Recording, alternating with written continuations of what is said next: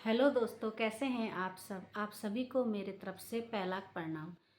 तो आज मैं उन सासों के बारे में पर्सनली मैं उन सासों के लिए कहना चाहूँगी जो सास बनी हैं या फिर जो सास हैं आज तक पहले से ही। तो मैं उनसे ये कहना चाहूँगी कि जो आप लोग बहू लाते हैं ना, मैं आप ही से कह रही हूँ। आप लोग जो भी सास बनी हैं या सास पहले से रही हों हैं, उन सब के लिए कह रही हूँ मैं। तो मैं उन लोगों से ये कहना चाहूँगी कि जो आप बहू लेके आई हो घर पे, उनको ना आप जितना प्यार दोगे उतना ही प्यार आप वापस आपको मिल सकता है। बहुत से लोग क्या करते हैं ना, बहू लाते हैं, उनकी थिंकिंग ये होती है कि बहू नहीं, कोई हमारे घर में काम करने वाली नौकरानी आ गई है।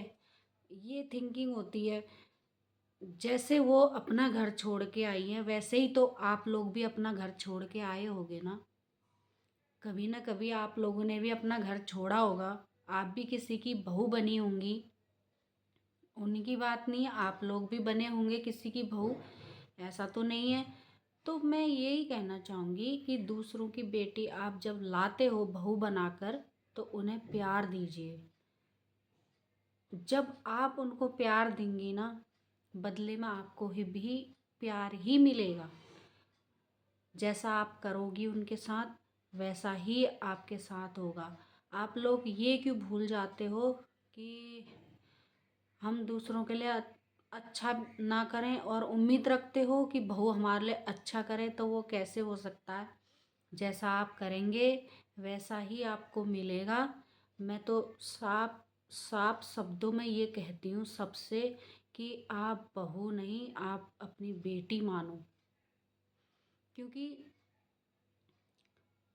ये ज़िंदगी किसी की भी परमानेंट नहीं है। आप या हम जो भी हैं, इस दुनिया में परमानेंट कोई नहीं आया है। एक दिन सबको ये घर क्या, ये सब कुछ छोड़कर जाना होता है। आप लोग ये याद रखिए कि यहाँ परमानेंट कोई नहीं आया है। कोई परमानेंट नहीं है यहाँ पर। बस हम ये है, भगवान ने हमें इस दुनिया में भेजा है और हमको अपने अपने काम बांट दिए हैं। जैसे हम लोग किसी को जॉब में लगाते हैं, तो जॉब में क्या होता है, जिसकी जितनी डिग्री होती है, जिसका जैसा काम होता है, वैसे सबको जॉब मिल जाती है, वैसे ही सबको काम दिया जाता है। ऐसा ही एक इंसान के साथ है। भगवान हमको अपने अपने कर्मों के हिसाब से घर बार, हमारी जिम्मेदारियां, बच्चे, सब कुछ सौंप दिया जाता है हम पे। और हम लोग बस उसको निभाने के लिए इधर आए हैं। जैसे जैसे हम लोगों ने कर्म किए हैं, जैसे जैसे इंसान कर्म करता है, वैसे ही हमको सब करना पड़ता है, सब भोगना पड़ता है, सारी जिम्मेदारियां निभानी पड़ती है। यहाँ पर कोई परमानेंट नहीं आया है। आप लोग इस बात को समझिए। जब बहू आ जाती है ना घर पे, जब आप लोग सास हो जाते हो, उसके बाद सिर्फ यही थिंकिंग होनी चाहिए कि आप लोग अच्छे से रहिए, अच्छा खाइए। उसके बाद बहू आ जाती है तो आराम भी हो जाता है आप लोगों को। ऐसा नहीं है। हर हर सास जो बनी है, हर सासों से मेरे को मैं यही कहना चाहूँगी उनसे कि आप अपनी ज़िंदगी उसके बाद जियो। बहुओं को परेशान करना छोड़ दो। हर किसी सास से कहूँगी मैं, बहुओं को परेशान करना छोड़ो। आप अपनी ज़िंदगी आराम से जियो। अपना बहू के लिए जहाँ तक हो अच्छा करिए। क्या है, सास होने के बाद तो वैसे भी क्या है, अपना दो रोटी सुख से चाहिए, दो रोटी खाइए, मस्त रहिए, बहुओं को भी खुश रखिए, उनके बच्चों को भी खुश रखिए, परिवार में सुखी शांति रहिए सभी लोग। उसमें क्या दिक्कत है। तो ये नहीं सोचना चाहिए कि हम तो सास बन गए भैया, अब तो हम जो चाहेंगे वो करेंगे, जिसे जैसा चाहेंगे जैसे रखेंगे वैसा करेंगे। ऐसा नहीं होना चाहिए, क्योंकि एक जो घर की गृहिणी होती है ना, घर की जो महिला होती है मुखिया, वो होती है सास। समझ रहे हैं ना आप लोग मैं क्या कहना चाह रही हूँ? जो सास होती है ना, उसे सबसे इस लेवल पर रखा जाता है। अब इसका भी अर्थ मैं बता दे रही हूँ क्यों। क्योंकि वैसे तो घर का मुखिया होता है ससुर, मतलब जो भी हैं हमारे ससुर थे, कोई भी थे, मतलब घर का मुखिया आदमी होता है वैसे। लेकिन आदमी क्या है, आदमी का काम है बाहर से कमा कर लाना, घर में देना। ठीक है। जो घर की मुखिया होती है वो होती है एक महिला, और वो होती है सास। समझ रहे हैं इस बात को? अच्छा, सास का क्या रोल है?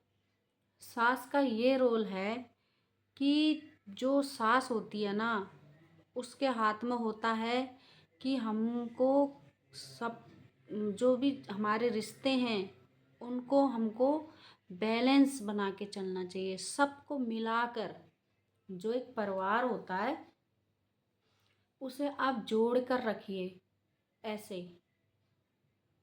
ये नहीं कि तोड़ दें, तोड़ना नहीं है, उसको जोड़ना है।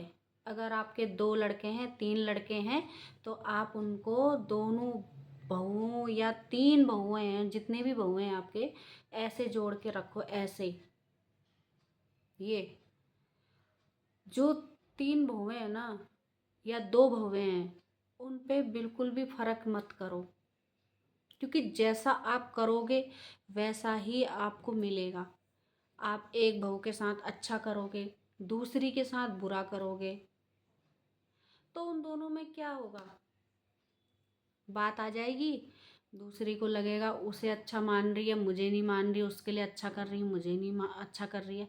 तो आप दोनों में समानता रखिए ऐसे। जो उसके लिए कर रही हैं वही आप दूसरे के लिए करिए, क्योंकि बेटे तो आपके 2 हैं, दोनों को आपने जन्म दिया है, दोनों को पढ़ाया है, लिखाया है, सब कुछ बराबर किया, तो भेदभाव क्यों?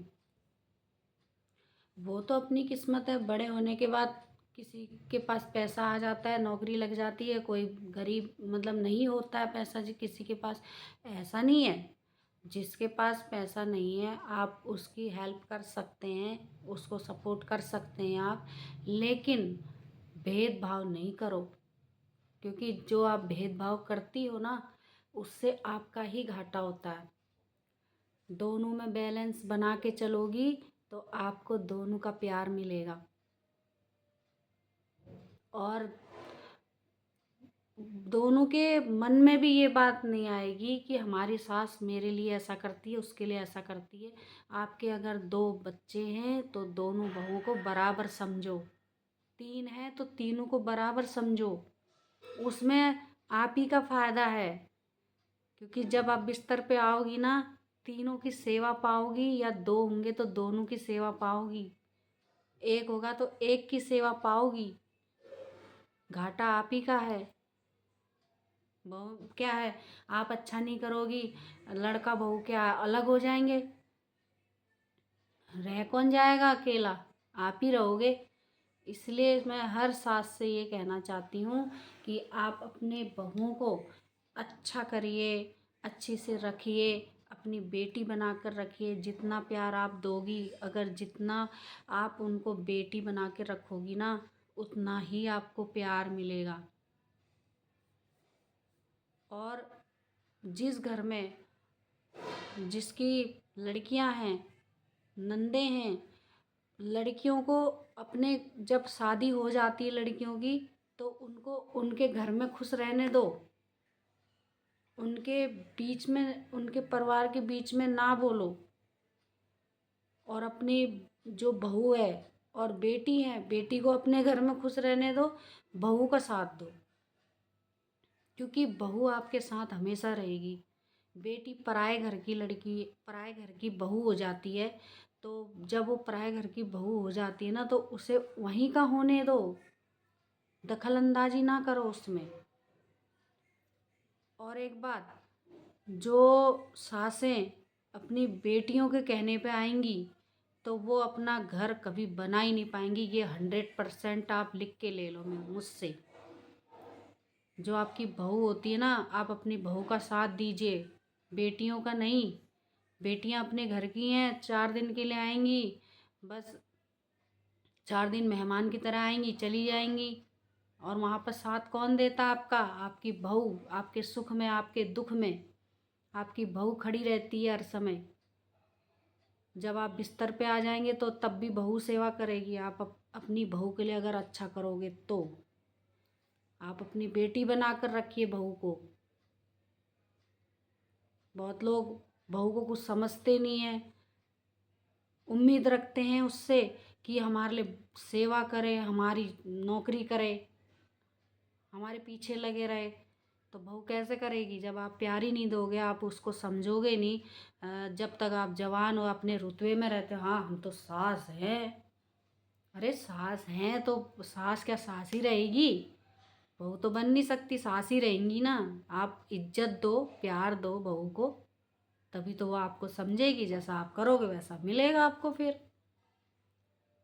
इसलिए बहू की इज्जत करो, सम्मान करो उसका, उसको प्यार दो।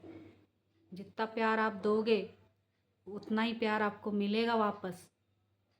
याद रखिएगा, सब सासों से कह रही हूँ ये बात। आज के बाद सब सासें अपनी अपनी बहुओं को प्यार देना, अच्छे से रखना, उनको उनसे प्यार से बात करना, प्यार से बोलो। अरे 2 रोटी खानी है, शांति से खा लो चुपचाप बैठ के। क्यों क्लेश कर रही हो? क्लेश नहीं करना चाहिए। ये अपनी बेवकूफ़ी है, दिमाग की बात है। प्यार से रहो, खुश खुश तरीके से रहो, सबको खुश रखो, खुद भी खुश रहो। अरे जितना दिमाग आप ये बहुओं पे लगाती हो ना, लड़ाई करने में, झगड़ा करने में, घर का कलेश करने में, उतने में आप योगा करो, एक्सरसाइज करो, टहलो, मंदिर जाओ, पूजा पाठ करो, घूमो फिरो, ऐश करो। क्या रखा है लाइफ में? बहू आ गई, बहू संभाल रही है घर।